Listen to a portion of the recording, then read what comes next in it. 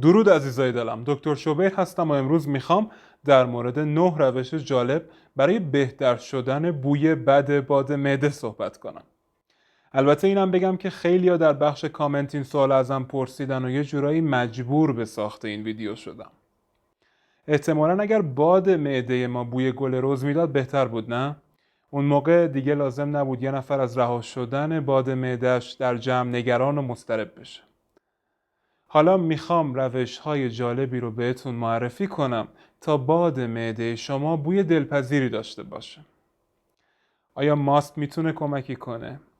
مواد غذایی سازگار با باد معده کدومن؟ آیا جویدن آدامس کمک میکنه؟ آیا قرصی هست که بخوریم و باد معدمون خوشبو بشه؟ جواب تمام این سوالات رو در این ویدیو خواهم داد. پس سریع بریم سراغ اصل مطلب. حتما تا انتهای این ویدیو با من همراه باش، چون مطالبی که در این ویدیو مطرح میکنم واقعا کارساز و جالبن. و خب میدونی دیگه، هرچی به شماره 1 نزدیکتر بشم جالبترم میشه. شماره 9: مشکلاتی که با رها نکردن باد معده برات پیش میاد. باد معده عملکرد طبیعی بدنه، اما هنوز از نظر اجتماعی قابل قبول نیست. خود این بادها معمولاً بی صدا و بدون بو هستن، اما بسته به چیزی که شما خوردی بودار میشن و شدت بو هم به همین مسئله بستگی داره. اگر قادر به خارج کردن باد معده نباشی یا سعی کنی از خروجش جلوگیری کنی، بعد از گذشت یک مدت این گازها در بدن شما جمع میشن و باعث نفخ و رفلکس معده میشن و این مسئله حتی باعث سردرد هم میشه. اینم بگم که بوی بد باد معده میتونه نشانه ای از وجود عفونت در دستگاه گوارشی هم باشه و اگر بدن شما قادر به هضم لاکتوز یا گلوتن نباشه هم میتونه در باد معده شما خودشو نشون بده. شماره 8: غذاهای سرشار از گوگرد و فیبر. خوردن غذاهای بدبو یکی از دلایل اصلی بدبویی باد معده است. حالا منظور از این غذاها چه غذاهاییه؟ منظور غذاهایی با ترکیبات گوگردیه. اینها شامل سیر، مرغ و تخم مرغ، بوقلمون، نخود، جوی دوسر و سبزیجاتی مثل کلمه بروکلیه. و دوم غذاهای پر از فیبره. ببین عزیزم، هضم و تجزیه اینها بیشتر از غذاهای دیگه طول میکشه.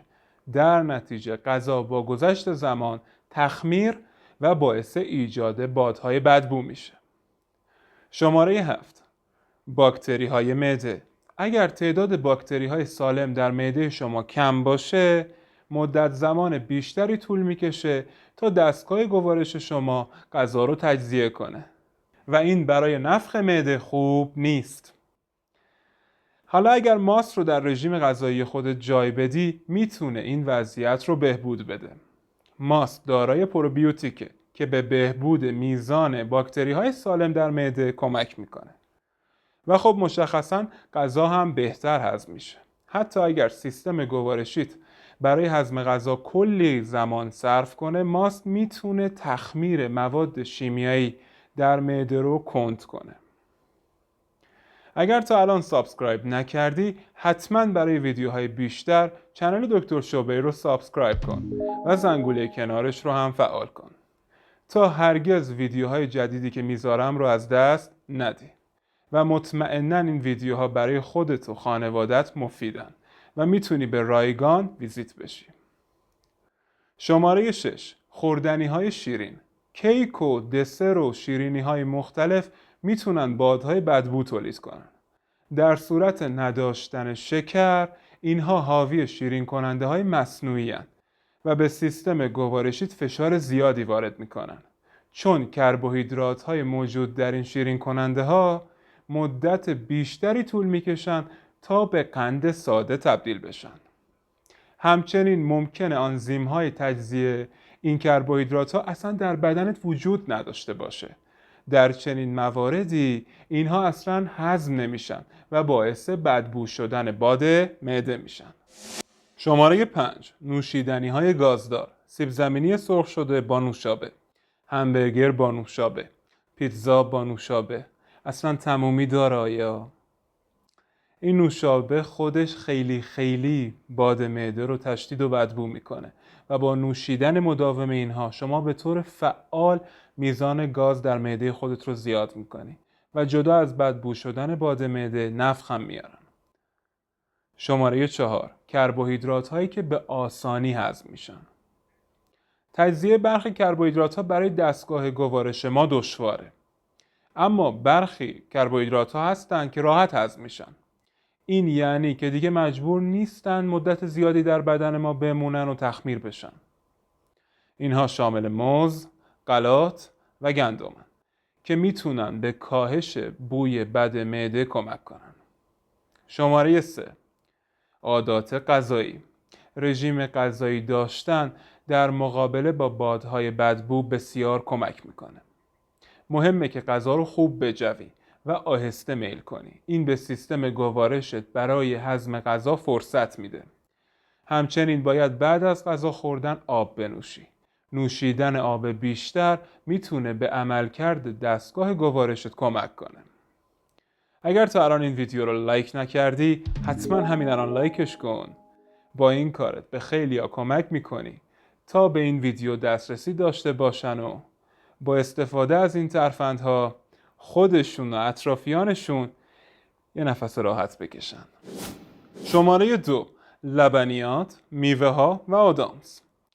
یک راه عالی برای جلوگیری از بوی بد باد معده اینه که غذا با حجم کمتری بخوریم. این یه روش خوب برای کمک به دستگاه گوارش در پردازش غذای خورده شده است. وقتی بدن شما آنزیم کافی برای پردازش لاکتوز موجود در محصولات لبنی رو نداشته باشه، خب خود این مسئله باعث ایجاد بادهای بدبو میشه. میوه‌هایی مثل گلابی، آلو و هلو دارای کربوهیدرات و قند خاصی هستند که باعث ایجاد بادهای بدبو میشه. جویدن آدامس باعث ورود هوا به معده میشه. از سوی دیگه اگر آدامسی که میجوی حاوی قند مصنوعی باشه هم باد معدت رو بدتر میکنه، بوش رو، و همینطور برای نفخ شکمت بده. شماره 1. استفاده از قرص‌های خوشبو کننده باد معده. طبیعتاً نمیدونستی همچین قرص‌هایی اصلا وجود خارجی دارن. قرص‌های خوشبو کننده باد معده بی خطرن و عملکردشون طبیعیه.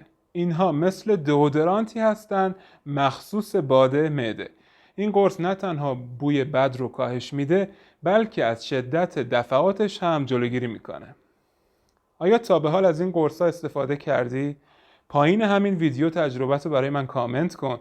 امیدوارم که این ویدیو برات مفید باشه و کمکت کرده باشه تا محرک‌های بدبو بودن باد معدت رو شناسایی کرده باشی. یادت نره این ویدیو رو لایک کنی و میتونی با ارسال لینک این ویدیو به دوست و آشنات بهشون نشون بدی که به فکر سلامتیشون هستی. همینطور که میبینی ویدیوهای دیگه‌ای هم هستن که میتونی به سادگی یک کلیک از مطالبشون بهره مند بشی. دوستتون دارم. مراقب همدیگه باشین. بدرود عزیزای دلم.